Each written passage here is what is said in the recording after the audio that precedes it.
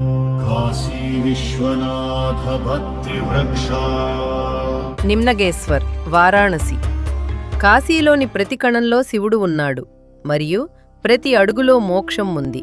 స్కందపురాణంలోని కాశీఖండం ప్రకారం పరమ పవిత్రమైన మణికర్ణిక తీర్థం యొక్క ఉత్తర ఒడ్డున సాక్షాత్తు నదులకు స్వామి అయిన నిమ్నగేశ్వర దివ్య తీర్థ రహస్యాన్ని తెలుసుకుందాం.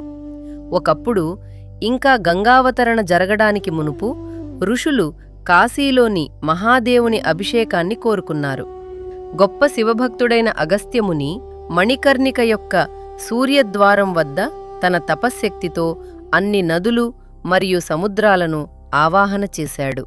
తత్పూర్వతో రాక్షసేసో గంగేశస్తస్య దక్షిణే తదుత్తరే నిమ్నగేషాం సంతి లింగన్యనేకశ. రాక్షసేశ్వరుడికి తూర్పున మరియు గంగేశ్వరుడికి దక్షిణంగా ఉత్తర ప్రాంతంలో అనేక నిమ్నగేశ్వర లింగాలు ఉన్నాయి.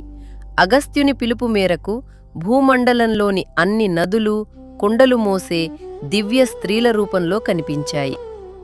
అది చూసి సంతోషించిన మహాదేవుడు మాతా విశాలాక్షితో పాటు అర్ధనారీశ్వర రూపంలో కనిపించాడు.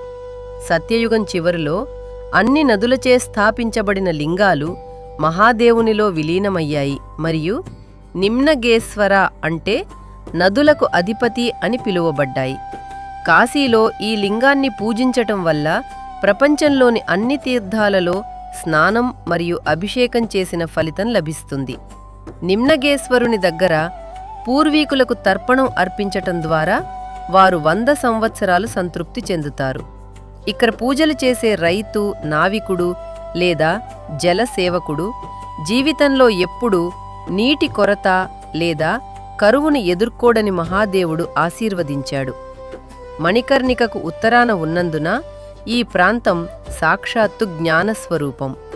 భక్తులు విశాలాక్షిదేవిని అంటే శక్తిని విస్మరించినప్పుడు ఈ లింగం అదృశ్యమవుతుందని మహాదేవుడు స్వయంగా చెప్పాడు.